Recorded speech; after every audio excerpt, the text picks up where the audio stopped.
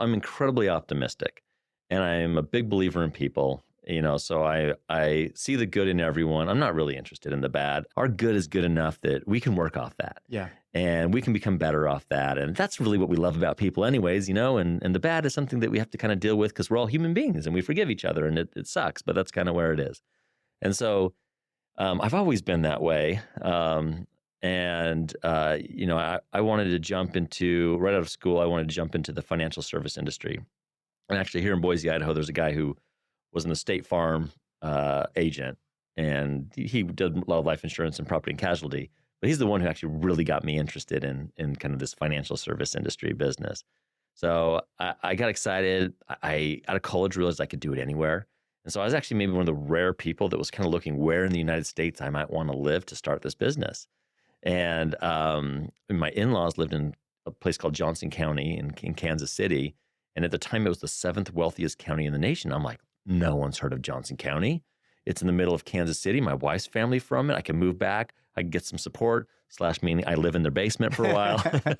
And we did. We lived in their house for almost a year, and they were wonderful, and they were kind, and they were just incredible human beings. I just hit the lottery with the wonderfulest people in the world in my life, and they just took me in and just, treated me like a son and helped me, and Craig was helpful in getting me started in the business, but it was hard. And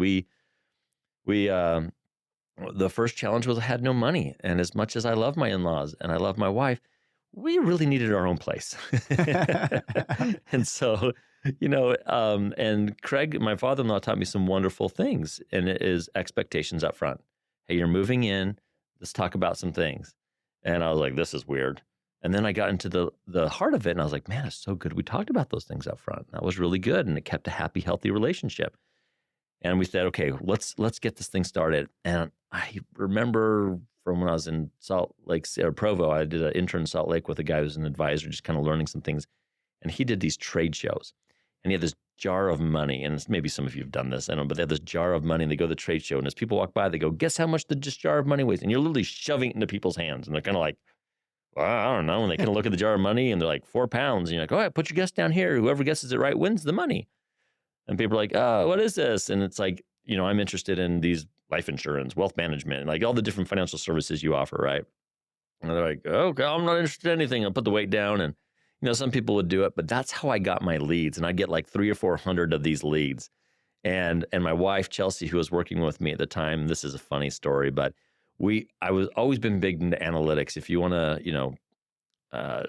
grow, you need to, record your growth, see what's working.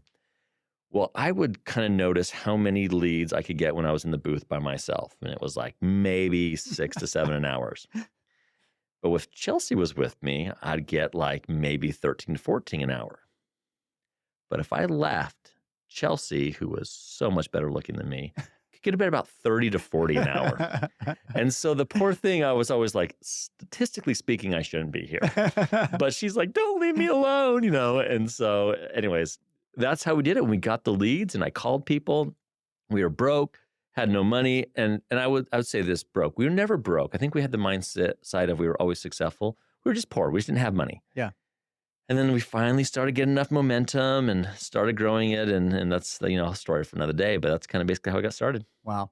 And obviously, Matt is being extremely humble, number one in soccer, exceptional athlete. And something that I really respect about you is there's people, do you show up who you are in all facets of your life? And on the soccer field, Matt showed up, and he was an example by work ethic and how he showed up on the soccer pitch, but he also spoke. He was also vocal, and he was a vocal leader. And I've seen that throughout Matt's life. He leads by example, and he also is not afraid to say something or stand up for what he believes in or what's right. So, Matt, how have you gotten to where you are today, having exited multiple companies and owning your own company now? What's the largest contributing factor to your success?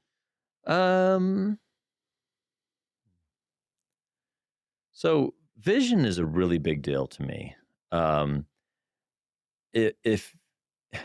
projects, and vision and projects, like I have this ability to see something, and I guess one more thing I should add to this. I know what I want.